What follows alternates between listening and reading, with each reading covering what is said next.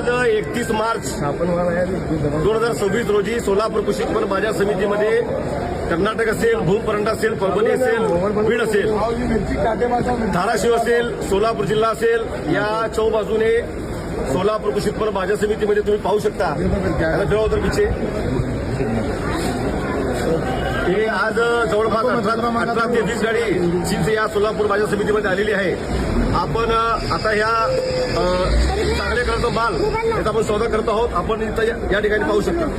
हा बोला क्या बोले 20,000 अभय 21,000 अभय 21,500 21,500 रुपये 25,500 अभय अरे लॉयल बी 30,000 अभय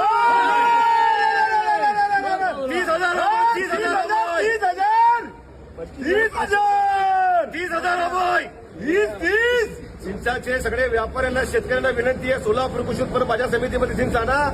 10,000 पासून 30,000 रुपये माझा निघालेला आहे.